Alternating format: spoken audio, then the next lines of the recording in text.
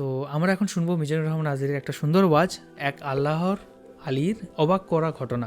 তো চলো দেখা যাক যে কি এই অবাক করা ঘটনা। আর আমরা অনেকদিন পর মিজানুর রহমান আজহারীর ওয়াজ নিয়ে এলাম, তো তার জন্য একটা লাইক এবং শেয়ার অবশ্যই করুন। তো চলো শুরু করা যাক। চলো। উনি সফরে বেরিয়েছেন হাদিস কালেকশনের জন্য। প্রচন্ড শীতের রাত, উনি মাগরিবের নামাজ, এশারের নামাজ পড়ে একটা মসজিদে শুয়ে পড়লেন, আর শুয়ে শুয়ে হাদিস পড়তেছেন। কি পড়তেছেন? কথা বলেন। আর মনে মনে ভাবলেন রাতটা মসজিদে কাটায় দেই, ফজরের নামাজ পড়ে আবার বেরোবো। কিন্তু দারোয়ান এসে বলে মসজিদে থাকতে পারবেন না, ওঠেন। দারোয়ান আছে না? কথা কন। আহমদ ইবনে হাম্বল বললেন, আমি শুধু রাতটা থাকতে চাই, আমি তো ফজরেরও মুসল্লি, ফজর নামাজ পড়বো তো এই মসজিদে, আমার থাকতে দাও। দারোয়ান তো দেয় না, কেনা মসজিদে থাকার জায়গা না, জান মিয়া।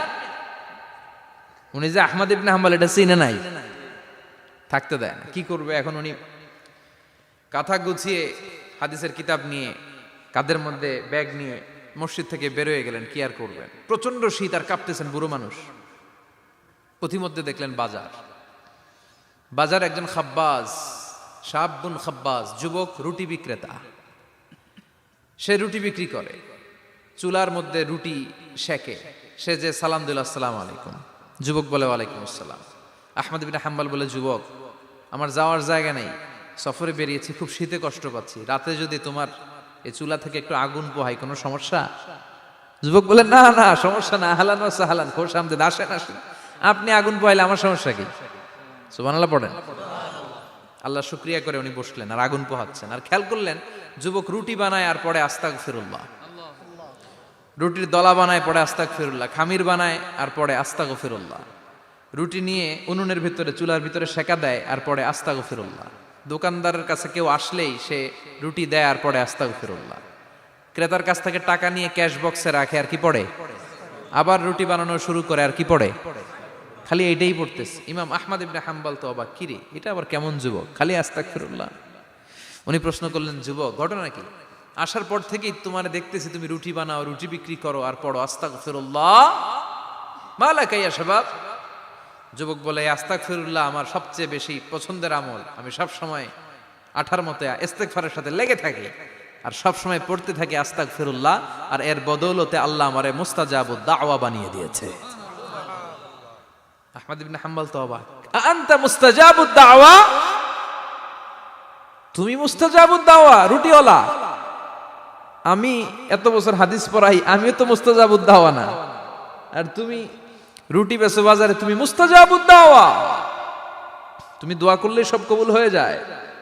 যুবক বলে, না আনা মুস্তাজাবুদ দাওয়া, আমি আমার জীবনে যত দোয়া করেছি কবুল করে নিয়েছে কে? সব দোয়া কবুল করে নিয়েছে আল্লাহ, একটা দোয়া ছাড়া। কয়টা? আহমদ ইবনে হাম্বলের কৌতূহল, কিউরিয়াসিটি আরো বেড়ে গেল। কি? সব দোয়া কবুল হয়েছে, একটা দোয়া ছাড়া। মাযালিকা দোয়া ইয়া শাব, কি সেই দোয়া? যুবক এবার বলতে শুরু করলো, আমার জীবনে যে দোয়াটা আল্লাহ কবুল করে নাই সেটা হচ্ছে আমি আল্লাহর কাছে অনেক চেয়েছি, অনেক দোয়া করেছি যে আল্লাহ, শুনেছি এই জামানার সবচেয়ে বড় মুহাদ্দিস, তার নাম নাকি ইমাম আহমদ ইবনে হাম্বল। আল্লাহ তোমার কাছে আমার চাওয়া, আমি যেন এই ইমাম আহমদ ইবনে হাম্বলের দেখে মরতে পারি, আমি যেন ইমাম আহমদ ইবনে হাম্বলের হাতে হাত রেখে মুসাফা করতে পারি আর তার কপালে একটা চুমু এঁকে দিতে পারি। আহমদ ইবনে হাম্বল আবেগপ্রবণ হয়ে গেলেন, চোখের পানি ছেড়ে দিলেন, বললেন, যুবক তোমার এই দোয়াটাও কবুল হয়ে গিয়েছে। আহমদ ইবনে হাম্বলের দেখা আর সাক্ষাৎ পাওয়ার জন্য আহমদ ইবনে হাম্বলের বাড়িতে তোমার যাওয়ার দরকার নাই, আহমদ ইবনে হাম্বল তোমার দরবারে ছুটে এসেছে। আনা আহমদ ইবনে হাম্বল মুহাদ্দিসুদ দাহর, আমি নিজেই আহমদ ইবনে হাম্বল। যুবক চোখের পানি ছেড়ে দেয়, আহমদ ইবনে হাম্বল চোখের পানি ছেড়ে দেয়। যুবক চিৎকার মেরে ইমাম আহমদ ইবনে হাম্বলকে জড়িয়ে ধরে, হাতে হাত রেখে মুসাফা করে, কপালের মধ্যে চুমু খায় আর আল্লাহর শুকরিয়া করে বলে, ও ইমাম, আসলে এই দোয়াটাও আল্লাহ আজকে কবুল করে নিল। বিশ্বাস হয়? সবসময় ইস্তেগফার পড়লে আপনার দোয়াগুলোর এইভাবে কবুল করে নিবে কে? এই পাঁচটা জিনিস পাবেন সবসময় যদি ইস্তেগফারের সাথে লেগে থাকেন। রাজি আছেন তো? এজন্য বিশ্বনবী সব সময় নামাজে সালাম ফিরানোর পরে পড়তেন আস্তাগফিরুল্লাহ। কি পড়তেন? 3 বার পড়তেন আস্তাগফিরুল্লাহ। আস্তাগফিরুল্লাহ আস্তাগফিরুল্লাহ পড়তে রাজি আছেন? ইস্তিগফারের অনেকগুলো আলফাজ আছে, সবচেয়ে ছোট ইস্তিগফার হচ্ছে এটা, আস্তাগফিরুল্লাহ আস্তাগফিরুল্লাহ। আরো আছে আস্তাগফিরুল্লাহ আল্লাযী লা ইলাহা ইল্লা হুয়াল হাইয়ুল কাইয়্যুম ওয়া আতুবু ইলাইহি। বিশ্বনবী বলেন এই ইস্তিগফারটা যদি কেউ পড়ে, আত-তাওয়াল্লি মিন ইয়াউমিজ যাহাফ, যুদ্ধের ময়দান থেকে পালিয়ে আসা কবিরা গুনাহ। কি গুনাহ? কাফেরদের সাথে যুদ্ধ, আমি তাগড়া যুবক, তলোয়ার নিয়ে নেমেছি, আমার দেহের এক ফোঁটা রক্ত থাকা পর্যন্ত আমি যুদ্ধ চালিয়ে যাব, আমি ফিরে আসতে পারবো না, আইনটা কার? ফিরে আসলে কবিরা গুনাহ। বিশ্বনবী বলেন যুদ্ধের ময়দান থেকে ফিরে এসেছে এরকম কবিরা গুনাহ অবলম্বনকারীও যদি আস্তাগফিরুল্লাহ আল্লাযী লা ইলাহা ইল্লা হুয়াল হাইয়ুল কাইয়্যুম ওয়া আতুবু ইলাইহি পড়ে, ওই কবিরা গুনাহকারীকেও ক্ষমা করে দিবে কে? পড়তে রাজি আছেন তো? আবার সাইয়েদনা আবু বকর বললেন, ইয়া রাসূলুল্লাহ আল্লিমনি দুআআন আদউ বিহি ফি সালাতি, এমন দোয়া আপনি আমারে শিক্ষা দেন যে এই দোয়াটা আমি নামাজে পড়তে পারি। বিশ্বনবী বললেন পড়ো, আল্লাহুম্মা ইন্নী যালামতু নাফসি যুলমান কাসীরান ওয়া লা ইয়াগফিরুয যুনুবা ইল্লা আনতা ফাগফিরলি মাগফিরাতাম মিন ইনদিক ইন্নাকা আনতাল গফুরুর রহিম। সুবহানাল্লাহ পড়েন, এটাও ইস্তিগফার। আমরা এটার বলি দোয়া মাসুরা, সালাম ফেরানোর আগে পড়ি না? যেখানেই ক্ষমা চাওয়ার কথা আছে ওইটারই কি বলে? ইস্তিগফার। আল্লাহুম্মা ইন্নী যালামতু নাফসি, আল্লাহ জুলুম করেছি, যুলমান কাসীরা, অনেক জুলুম, ওয়ালা ইয়াগফিরুয যুনুবা ইল্লা আনতা, তুমি ছাড়া এই গুনাহ ক্ষমা করার তো কেউ নাই, ফাগফিরলি মাগফিরাতাম মিন ইনদিক, তোমার দয়ায় আমারে ক্ষমা করে দাও, ইন্নাকা আনতাল গফুরুর রহিম, তুমি হলা ক্ষমাশীল। ঠিক কি না? এটাও ইস্তিগফার, এটাও পড়বেন। আর এই সব ইস্তিগফারের শ্রেষ্ঠ ইস্তিগফারের নাম সাইয়্যিদুল ইস্তিগফার। যত ইস্তিগফার হতে পারে এর মধ্যে সবচেয়ে শ্রেষ্ঠতম ইস্তিগফার নাম কি? কথা কন। বুখারীর বর্ণনা, শাদ্দাদ ইবনে আউস রাদিয়াল্লাহু তাআলা আনহু বর্ণনা করেন, এই সাইয়্যিদুল ইস্তিগফার দিনের বেলা যে পড়বে ওই দিনে মারা গেলে সে জান্নাতি। এই সাইয়্যিদুল ইস্তিগফার রাতের বেলা যে পড়বে ওই রাতে যদি ইন্তেকাল হয় ওই লোকটা জান্নাতি। মুখস্থ আছে না? কার কার মুখস্থ হাত তুলেন। মাশাআল্লাহ, তাবারাকাল্লাহ, মাশাআল্লাহ, মাশাআল্লাহ। আর যাদের নাই তাদের হোমওয়ার্ক, তাদের আল্লাহুম্মা আনতা রাব্বি লা ইলাহা ইল্লা আনতা খালাকতানি ওয়া আনা আবদুক ওয়া আনা আলা আহদিকা ওয়া ওয়া'দিকা মাস্তাতা'তু আউযু বিকা মিন শাররি মা সানা'তু আবুউ লাকা বিনি'মাতিকা আলাইয়া ওয়া আবুউ লাকা বিযামবি ফাগফিরলি ফাইন্নাহু লা ইয়াগফিরুয যুনুবা ইল্লা আনতা। সুবহানাল্লাহ পড়েন। আজকে রাতে পড়ছেন, মারা গেলে জান্নাতি। চিল্লায় পড়েন না আল্লাহু আকবার। এজন্য বিশ্বনবী বলেন আমার আগের গুনাহ মাফ, পরের গুনাহ মাফ, তারপরেও প্রতিদিন আমি 70 বার তওবা ইস্তিগফার পড়ি। আজকে থেকে পড়তে রাজি আছেন তো? বেশি বেশি ইস্তিগফার পড়া যাবে না? একটু প্রাণ খুলে দিল খুলে আওয়াজ করে পড়েন তো আস্তাগফিরুল্লাহ। আর জোরে পড়েন আস্তাগফিরুল্লাহ। আবার সবাই পড়েন আস্তাগফিরুল্লাহ। সব সময় তওবা ইস্তিগফার যারা পড়ে তাদেরকে পছন্দ করে কে? সব সময় জিকির করে করে জিহ্বাটারে যারা ভিজিয়ে রাখে তাদেরকেও পছন্দ করে কে? আল্লাহ বলেন ওয়াজকুর রাব্বাকা ফি নাফসিকা তাদাররুআন ওয়া খীফাতান ওয়া দুনাল জাহরি মিনাল কওলি বিল গুদুবি ওয়াল আসাল ওয়া লা তাকুম মিনাল গাফিলিন। সুবহানাল্লাহ পড়েন। আল্লাহ বলেন ওয়াজকুর রাব্বাকা ফি নাফসিক, আল্লাহরে মনে মনে ডাকো, তাদাররুআন ওয়া খীফা, আল্লাহর জিকির করতে আল্লাহ বলেছেন ফি নাফসিক। বুঝতেছেন না অর্থ? ফি নাফসিকা, মনে মনে আল্লাহর জিকিরটা করো। তাদাররুআন ওয়া খীফা, তাদাররুআ মানে বিনয়ের সাথে, with full of humility, submission and humbleness, বিনয়ের সাথে আল্লাহর ডাকো। ওয়া খীফা, গোপনে গোপনে ডাকো। দুনাল জাহারি মিনাল কওল, চিৎকার চেঁচামেচি করে ডেকো না। কার কথা? আওয়াজ করে জিকির করো না। এই যে আমরা মাহফিলে লা ইলাহা ইল্লাল্লাহ জিকির করে, এটা তালিমান। উদ্দেশ্য কি? তালিমের জন্য আওয়াজ করে জিকির জায়েজ আছে, কিন্তু ব্যক্তিগত জিকিরের যে ইবাদতটা এটা আস্তে আস্তে হইতে হবে, এটা ভদ্রভাবে হতে হবে, চিল্লাচিল্লি করে নয়। আবার তালিমের জিকির ওইটাও ভদ্রভাবে। ইন্নাল্লাহা জামিল ইউহিব্বুল জামাল, আমার আল্লাহ সুন্দর, আমার আল্লাহর জিকিরের মধ্যেও সৌন্দর্য আছে না নাই? কিন্তু এদেশে জিকিরের ভেতরে লাফালাফি আছে না নাই? বেশি না কম? কি বসেন বসেন, হ্যাঁ বসে যান তো, অনেক ধরনের আছে জিকির। হ্যাঁ বসেন বসেন বসে যান। হ্যাঁ হাইবার আলী, এটা কি আবার জালালি। তো এই যে ইন্নাল্লাহ জামিল ইউহিব্বুল জামাল, আমার আল্লাহ সুন্দর, আমার আল্লাহর জিকিরের মধ্যেও সৌন্দর্য আছে না নাই? তালিমের উদ্দেশ্যে সবাই মিলে জিকির করা যায়, কিন্তু চিল্লাফাল্লা করা যাবে না, লাফালাফি করা যাবে না, মাথা ডানে বায়ে ঝোলানো যাবে না, ঠিক কি না? কিন্তু লাফালাফির জিকির আছে না নাই? লাফাইতে লাফাইতে, হ্যাঁ, গাছের আগায় বাঁশের আগায়, আবার যিনি জিকির পরিচালনা করে ওনার কান্দে যাই ওঠে, আছে না নাই? বিশ্বনবী সাহাবীদের নিয়ে জিকির করছেন, সাহাবারা লাফাতে লাফাতে খেজুর গাছের আগায়, হাদিসে আছে না এটা?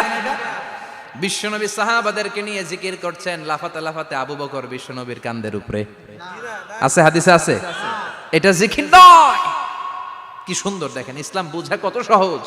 ওয়াযকুর রাব্বাকা ফি নাফসিকা তাদাররুআ ওয়া খাইফা, গোপনে জিকির করো, ভদ্রতার সাথে বিনয়ের সাথে জিকির করো।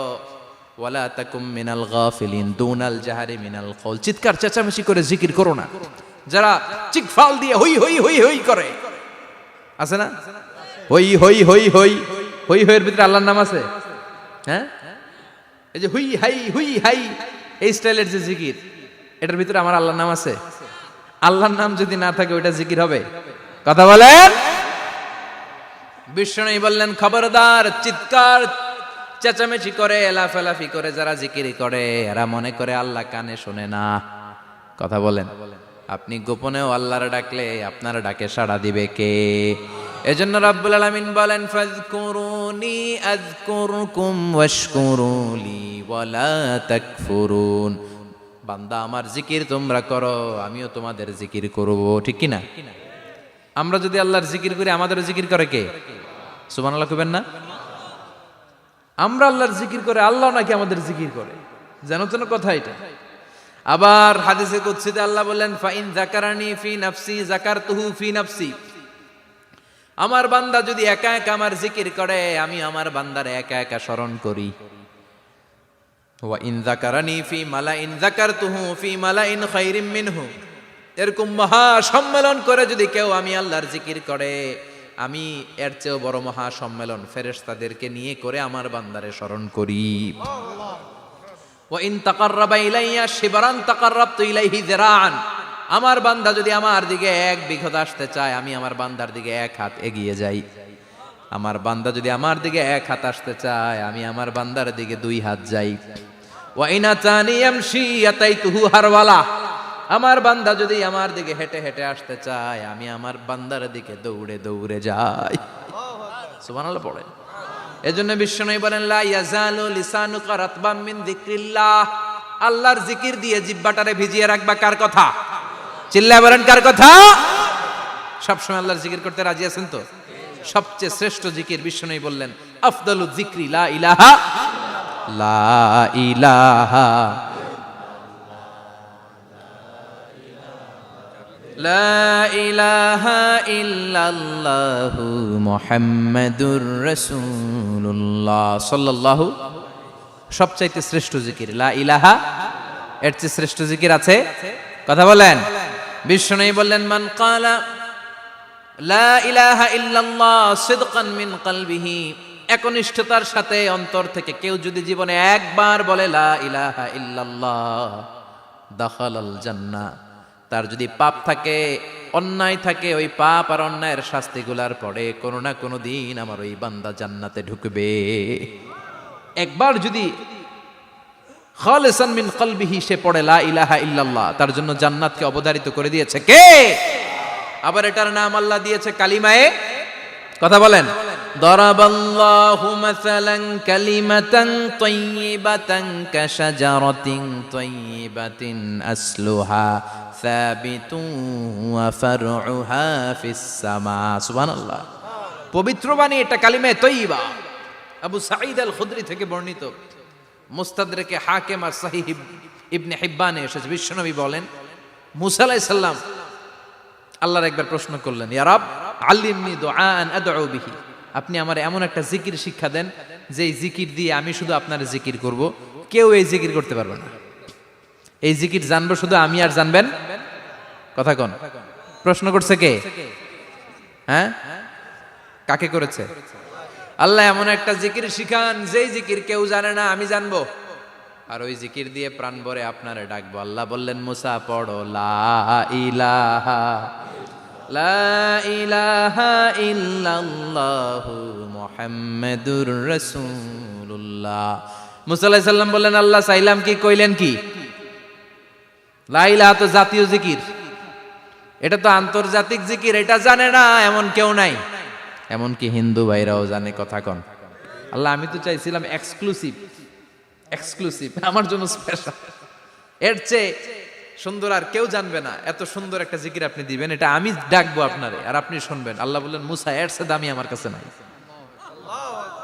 লাউ তাদউ লা ইলাহা ইল্লাল্লাহ ফি কাফা, লা ইলাহা রে যদি মুসা এক পাল্লায় রেখে দাও, ওয়াস সামাওয়াতু সাবউ ওয়াল আরদিন, সাত আকাশ সাত জমিন যদি আরেক পাল্লায় রেখে দাও, লা ইলাহা এক পাল্লায়, সাত আকাশ সাত জমিন আরেক পাল্লায় ওজন যদি দাও, লা রাজাহাত কাফাতু লা ইলাহা ইল্লাল্লাহ, মুসা দেখবা মুহূর্তের মধ্যে লা ইলাহা ইল্লাল্লাহর পাল্লা ভারী হয়ে গেছে।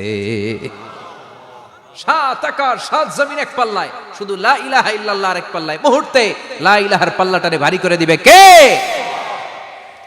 এটা বিপ্লবী বাণী।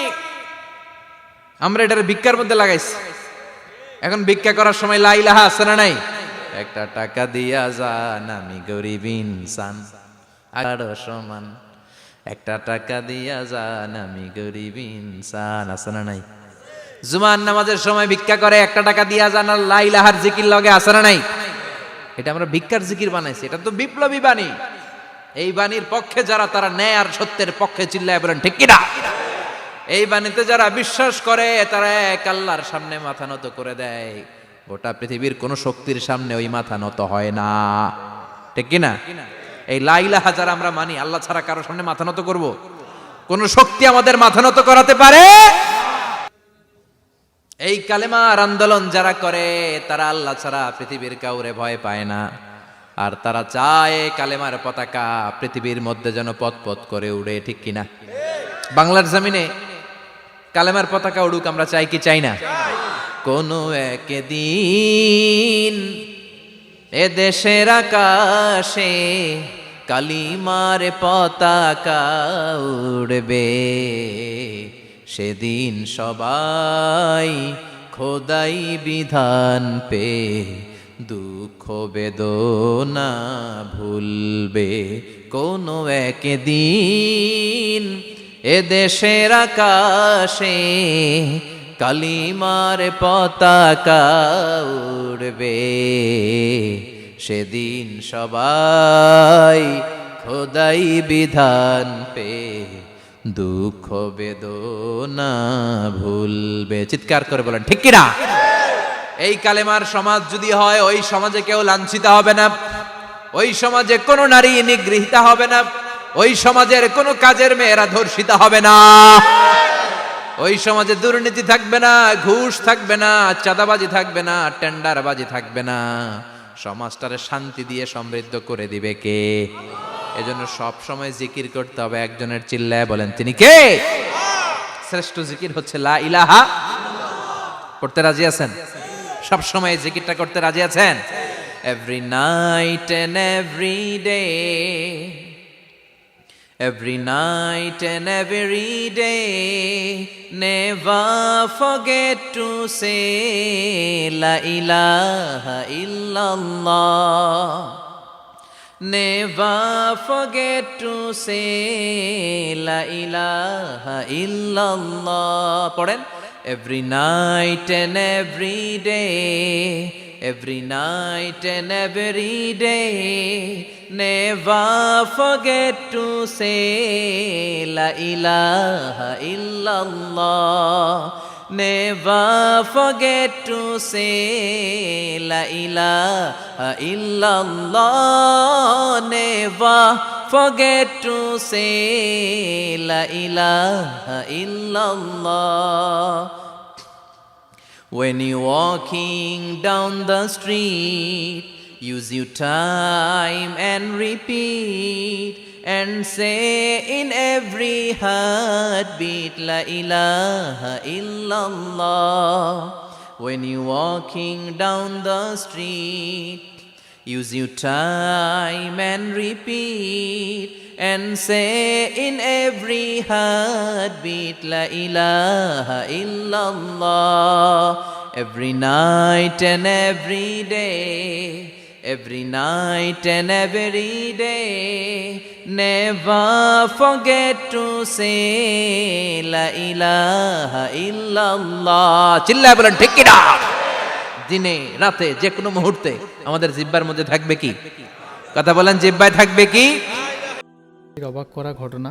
তো এখানে প্রথমে আমরা একটা গল্প শুনতে পেলাম, যেখানে তো তিনি দেখলেন যে দুইজনের যে মানে ঈশ্বরের কি বলবো ভক্ত বলতে পারি আমরা, তো সেটা তাদের হচ্ছে যেভাবে মিলন হলো, তার যেভাবে দেখা হলো, এবং যিনি রুটি তৈরি করতেন তিনি সবসময় ঈশ্বরের নাম নিতেন, আল্লাহর নাম নিতেন, এবং নাম নিতে নিতে তার হচ্ছে কি তার সমস্ত জীবনের প্রার্থনাই কিন্তু আল্লাহ কবুল করে নিয়েছিলেন। শুধু একটাই প্রার্থনা বলছেন যে অবাক হয়েছিলেন, এবং যার কাছে যে এসেছিল সে রুটির দোকানে শেষমেশ তার সাথে দেখা করারই তিনি প্রার্থনা করেছিলেন, এবং সেটাও শেষমেশ কিন্তু পূর্ণ কিন্তু করে দিলেন।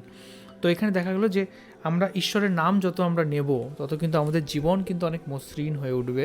এবং জিকির করার মানেটা আমরা অত ঠিক ভালো করে বুঝলাম না, মানে ওই আরাধনা করা, সেটাই বলি। আরাধনা করা বা প্রার্থনা করার কথা আই থিঙ্ক বলা হয়েছে, সেটা আরবি শব্দ জিকির করা। তো মানে ওই ডাকা, প্রার্থনা করা, আরাধনা করা ওই একটাই, তার মানেই হচ্ছে জিকির। একদমই। তো বলছে জোরে জোরে না করে নিজের মনে মনে করতে, এবং নিজেকে মানে অত না দেখিয়ে মানে লোককে না ভেতর শুনিয়ে, না অন্তরের দেখে অন্তর অন্তরের থেকে ভেতর অনুভব করা। থেকে ডাকতে, তা যাতে অন্তরের ভেতর দিকে ডাকতে। এবং একটা কথা আমার এখানে খুব ভালো লাগলো, যেখানে ইনি বললেন যে তুমি যদি আল্লাহর দিকে 1 পা এগো, আল্লাহ তোমার দিকে 10 পা এগোবে। মানে জাস্ট এর বোঝানোর জন্য এটা বলছিলেন যে তুমি এটা আমাদের ধর্মের ক্ষেত্রেও এরকম বলা হয় যে তুমি যদি কৃষ্ণের দিকে 1 হাত যাও, কৃষ্ণ তোমার দিকে 10 হাত এগোবে। কারণ তুমি যদি এক ফোঁটা ভালোবাসো তোমাকে মহাসমুদ্র দিয়ে দেবে। তো এই ঘটনাটা কিন্তু সত্যি একদম। এবং আমরা যদি ঈশ্বরকে একটুও ভালোবাসতে পারি, তাহলে ঈশ্বর কিন্তু আমাদের থেকে তার থেকে 1000 গুণ বেশি আমাদেরকে কিন্তু ভালোবাসে, এবং এটা পুরোপুরি বাস্তব, তাই না? হ্যাঁ, অবশ্যই ব্যস্ত। আমার এই ভিডিওটা দেখে প্রচুর ভালো লাগলো। এখানে আমরা ঈশ্বরকে যে বললেন যে রুটি বিক্রি করতে করতেও তিনি নাম করছেন, সেটা আমরা সবসময় ডাকতে পারি। ঈশ্বর আমাদের সাথে সব সময়ই থাকেন। আর জিকির করা সত্যি সেটা মন থেকে অনুভব করে ডাকতে হবে, লোক দেখানো নয়। আমরা ভাবি যে শুনতে পাচ্ছেন না, কিন্তু তিনি সমস্ত জায়গা থেকে শুনতে পান। আর তিনিও চান যে সবাই একটু শান্তভাবে, একটু ভদ্রভাবে, একটু যেমন একটা সেই যখন প্রার্থনা করা হয়, দেখবে কোনো কোনো প্রার্থনা শুনতে কত ভালো লাগে, আবার কোনো কোনো প্রার্থনা এত জোরে চিৎকার করে তখন মনে হয় যে বন্ধ করলে ভালো। সেই রকম একটু প্রার্থনা করলেও আস্তে আস্তে ভদ্রভাবে ডাকতে হবে, আর অবশ্যই তার কথা মেনে আমাদের জীবন অতিবাহিত করতে হবে, তাহলে জীবন সুন্দর হবে। আর তিনি সারা জীবন আমাদের পাশে থাকবেন, আমরা একটা ভালো জায়গায় যেতে পারবো। এটা আমার প্রচুর ভালো লেগেছে। আপনাদের দেখে কেমন লাগলো অবশ্যই জানাবেন কমেন্ট করে। তো চলো, এই ছিল আজকের video. Thank you so much আমাদের ভিডিও দেখার জন্য। আর কোন কোন ভিডিওর উপর আমরা রিয়েক্ট করতে পারি সেটা অবশ্যই কমেন্ট করে জানাবেন। সবাই খুব ভালো থাকবেন, সুস্থ থাকবেন, দেখতে থাকবেন আমাদের চ্যানেল। টাটা। টাটা।